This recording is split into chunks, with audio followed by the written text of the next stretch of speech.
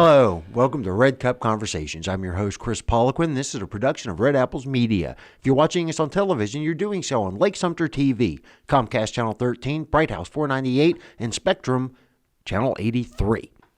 So today I have invited Joe Ziler, President and CEO of Kevco Builders, to come on and talk to us a little bit about himself, but more importantly, some of the outreach programs that we're starting to see here in Lake County.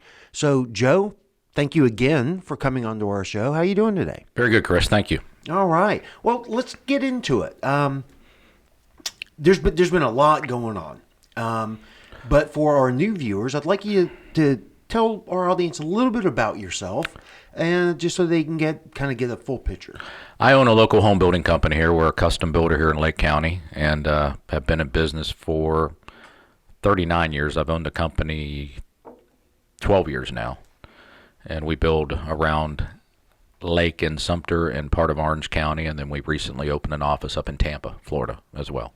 Oh, that's right. I did hear about that. And you guys won quite a few awards with Kevco. Yes, we have. We tend to win the Parade of Homes or a category within the Parade of Homes each year, and have done so every year actually since I've owned the company, and quite a few preceding years prior to that.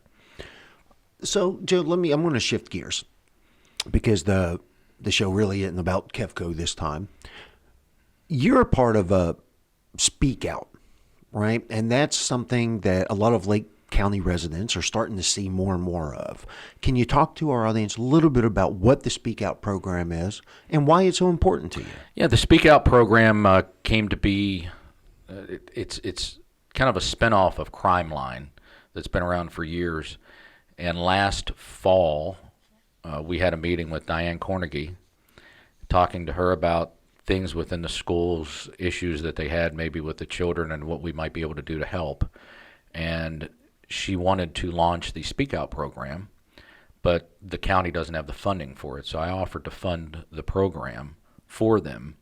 And part of that was she offered up 6 maintenance vehicles for us to wrap. They got brand new maintenance vehicles in this year, and we wrapped with the Speak Out messaging 6 maintenance vehicles.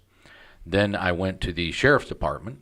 Actually, Sheriff Cornell offered up 2 police resource officer vehicles. So there's 2 resource officer vehicles that are taking their turns around Lake County in different schools that have the Speak Out program messaging on them. And then we sponsored and paid for 10,000 lanyards for all the kids in the middle schools, each one with their own school colors on them. All of the Lake County middle schools are represented, and we're supplied with all of those lanyards, and they have the Speak Out branding on them as well. So why was this important for you to be able to get involved? You mentioned that the superintendent was concerned about some of the students. And yeah. What concerns are we looking at? 6.5 years ago, my brother took his own life. And since then, I've done a lot of community-related things with suicide prevention and awareness. But 2 years ago last week actually, Seth Sutherland, who was a high school student in Mineola, took his own life during school hours during a fire drill. Yeah. Did it in front of other students. Teachers saw it. And that really resonated with the superintendent of schools. Certainly. With things that, that they may be able to do different within the schools. And part of that Speak Out program is an anonymous tip line, like Crime Line was, to where students, through an app on their phone, can anonymously send tips in for students that they may witness that are going to harm others, that are going to harm themselves, or self-harm, So it really, with today's technology and the way kids interact today, the Speak Out app and the program is perfect for the way they communicate. And I think it is, because that is how they communicate. Yes. It's always hard. If you're uncomfortable with something, it's already hard to go and talk to somebody about it, and for those, and that covers a lot of different scenarios. And for a lot of people, if something bad does happen and they knew beforehand, they're stuck with that burden of, well, I could have made a difference. I could have That's stopped correct. it. I could have changed the outcome. So I do believe that the anonymity of this, because it is anonymous, correct? Absolutely, yes. Okay. Yes. That's got to speak volumes. Have you seen, what's the reaction so far from the schools and even the students? I don't know the numbers, but there are a great deal of anonymous tips that come in every day through Crime Line. Wow. I was just at a Crime Line event a couple of weeks ago, and that event started at 8:30 in the morning, and about midway through the event, the person that was heading the event made a comment that they had already had statewide 30-some anonymous tips that day through the Crime Line. Is that right? Yeah, that's just out of the. I mean, that's statewide, though. That's as well, correct. right? And Crime Line is a big umbrella, so that's not just school related. That's Crime Line related too. So it could be an anonymous tip for somebody that knew a drug dealer, then was turning them in through the tip line. Somebody that witnessed somebody that had an open warrant, and they turn them in through the tip line. So there's plenty of other things that Crime Line's been utilized for. But Lake County is really on the leading edge of it, pushing it over into the sheriff's department and getting the branding out through the schools. So. Right. And I've seen it on the local news. I mean, it's getting recognition. Absolutely, and it's absolutely getting traction. And I think that's because it's a program with nothing but benefit. That's correct. Right. Yes. I mean, there's no harm, no foul. It's pure, looking out for each other. Right. And the school district, they don't care if there's 100 tips that are, don't go anywhere. The more importantly is not missing that one. Right. That could be a critical thing either within the school with an actual student or, God forbid that we end up with a school shooting related thing here in Lake County like you've seen in Parkland. Right. Right.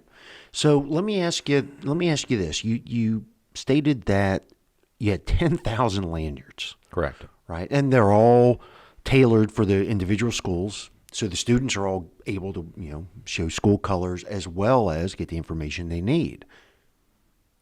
But this is just middle school. This is just middle school right now. Right. Okay. Why did you focus, or was that a collective decision? It was a collective decision, trying to get to where students tend to have their most difficult time. Grade school's one point, but getting into middle school's tough. Sure. And that's kind of the grooming years for high school. Right. And that's really where the peer pressure begins, is in middle school and the bullying and things like that. So a lot of it really was focused on the middle schools for now. So. Okay. Is there any plans or maybe this is the old DARE program was actually right. statistically focused on fifth graders. So, is that right? Yeah, it was all elementary school up to fifth grade because they found that making that impression on children at that age tend to carry through middle school and high school. So it's really a spinoff of those statistics. Okay. It's where it gets the most impact. Correct. Yes. Absolutely. Okay. Yes. Okay. You've also gotten some recognition about this billboard.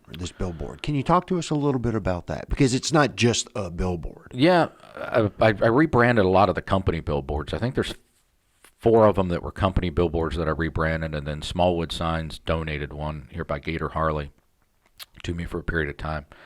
And I got the idea from years ago driving down the interstate when I used to travel for work, and you'd see these billboards that would, they would have like a scripture on them or say, something, and then be signed God, love thy neighbor, signed God, or whatever it was. Sure.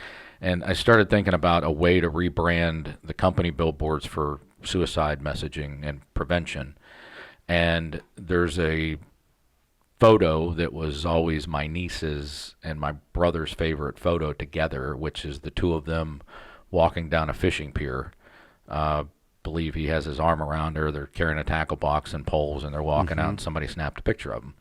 And we used that picture on the billboards, and it's really the messaging of you thought I'd be better off without you, Dad. I'm not.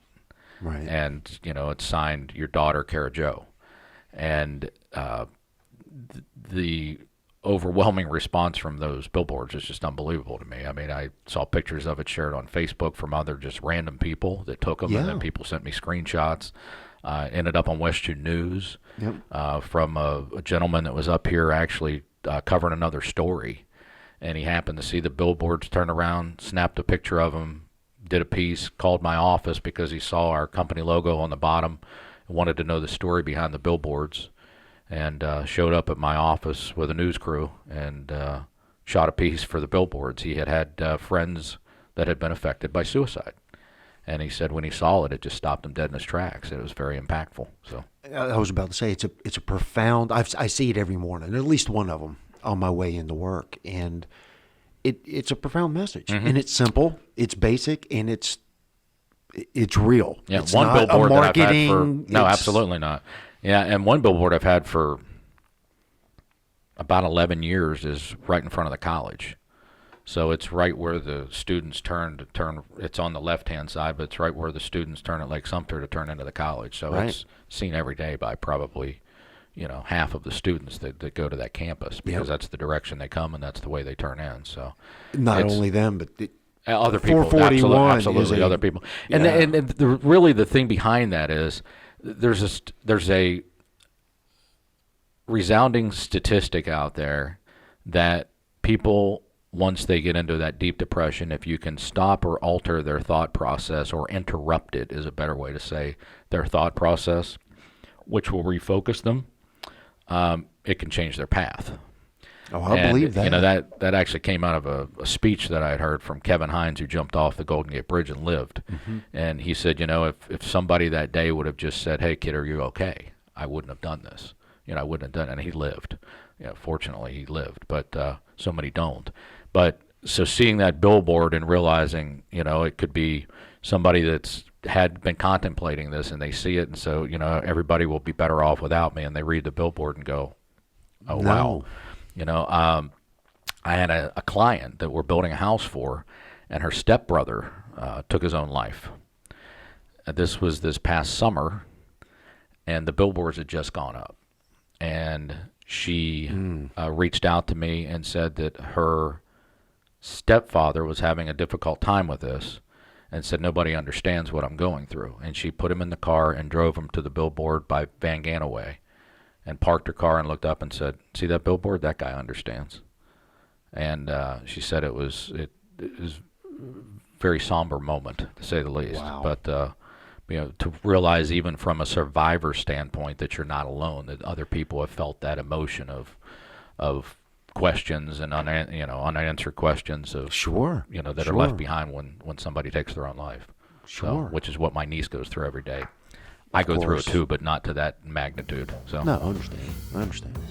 Well, Joe, we need to take a quick break, so sit tight, and when we return, we'll continue our conversation with Joe Ziler. We'll be right back.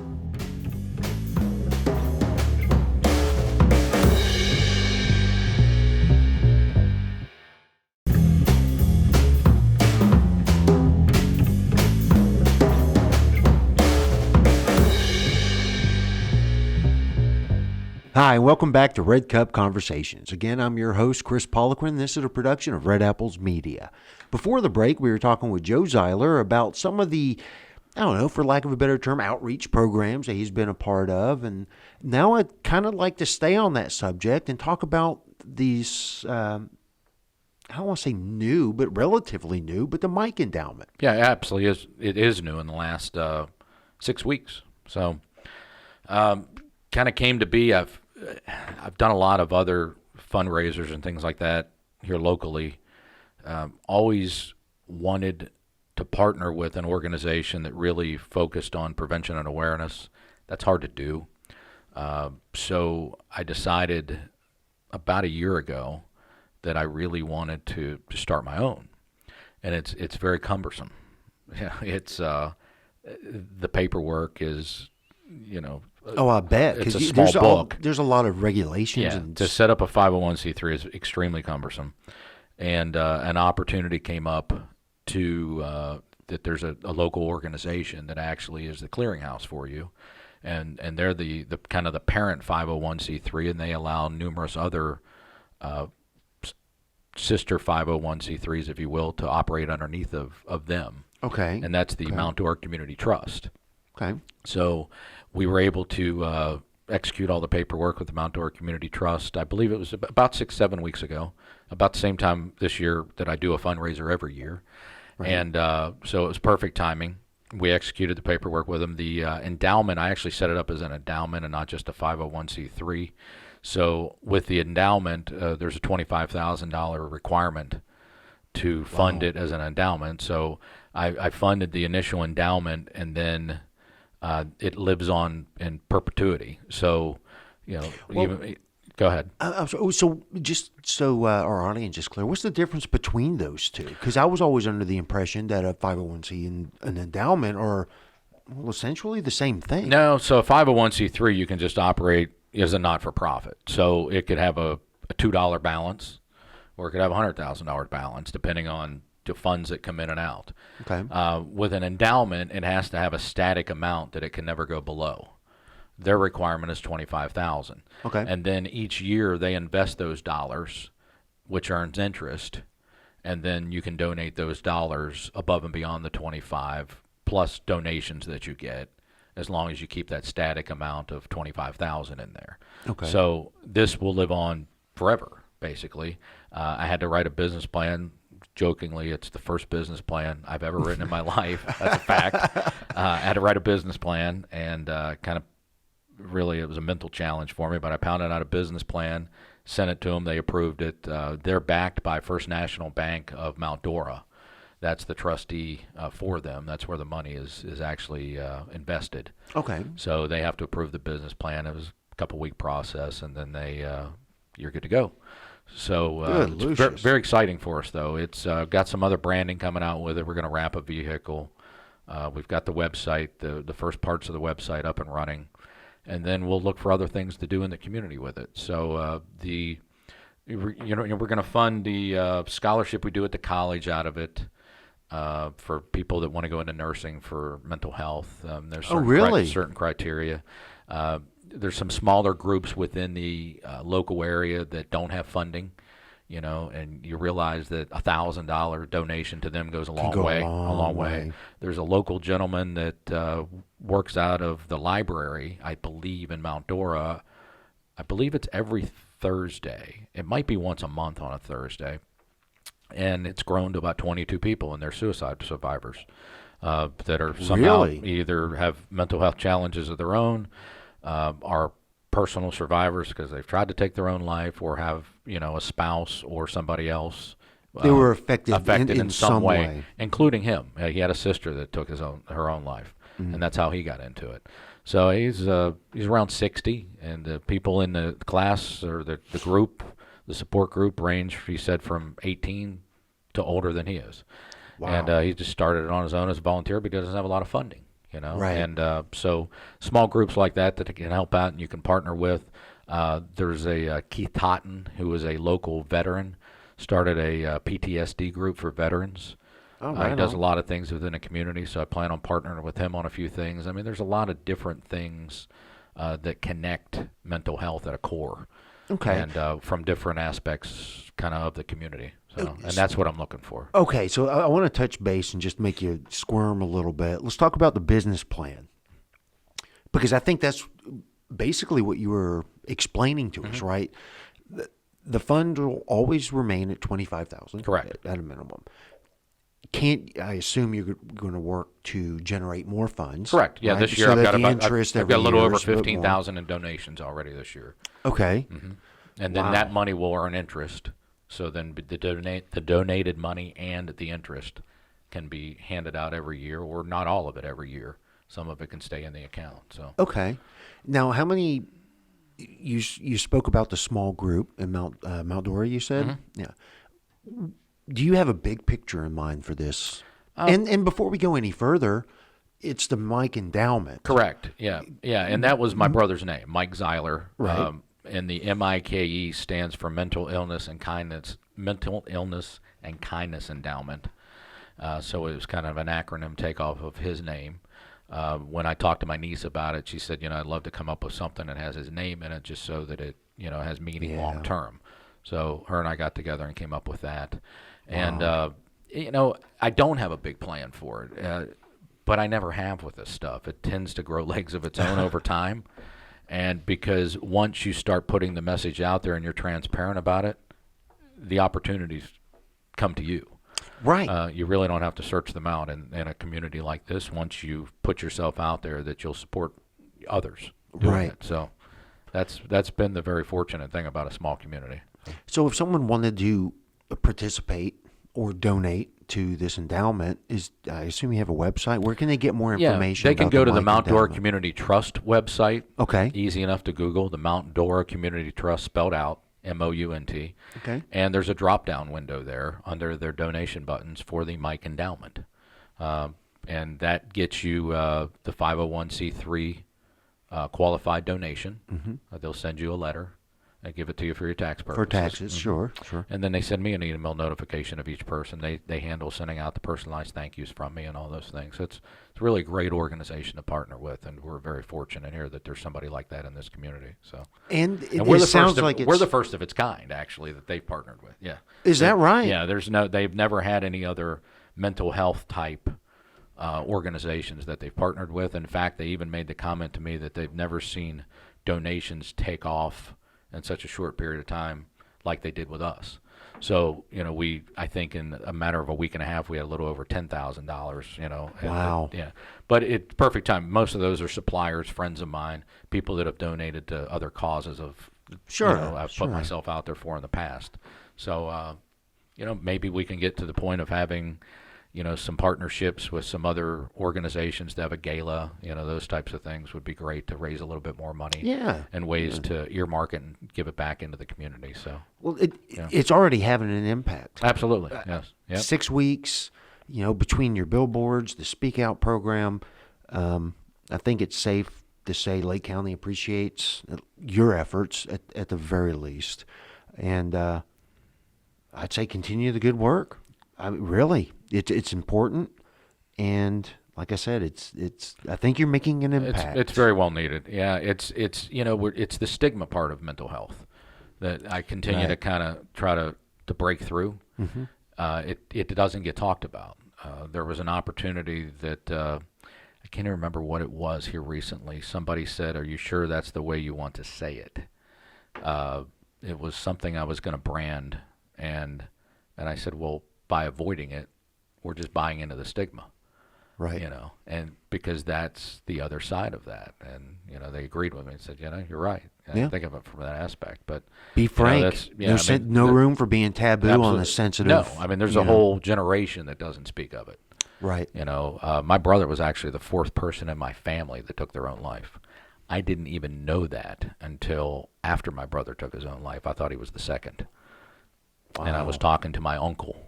And he said, well, you realize he's the fourth one? And I said, no, absolutely not. And he started telling me the others, and I said, well, I thought so-and-so passed away from a drowning. He said, no, he left a suicide letter, the morning that he died, yeah. And that was a great uncle of mine. So, yeah, it's the it's older the generations, they keep it in, and I think you're breaking the mold. My mother actually still to this day tells everybody that her son died from a tragic accident. She does not say the word suicide. Right. Doesn't do it. And my dad rarely speaks of it outside of a couple of family conversations, but doesn't bring it up at all. So, and they're 80, Right. So that's that generation. And I hope that stigma somewhat dies with that generation because you are starting to hear it more and more in the media now as people talk more about it. And a lot of it's because of the celebrity suicides that have happened in the last 3 years. Kate Spade, Robin Williams. There's been multiple others, and it's being talked about more, and that's great. So I couldn't agree more. Again, Joe, if someone wanted to get information, where can they get that? They can go to the Mount Dora Community Trust website or Google Mike Endowment, and you will see it as a website. We've just started the landing page for that as well. Or they can contact me direct at Kevco Builders at 352-742-3398. All right. Well, Joe, thanks so much for taking the time and going through all of this with us. I really appreciate it. Thank you. And that does it for this episode. I've been your host, Kris Poliquin. We'll see you next time.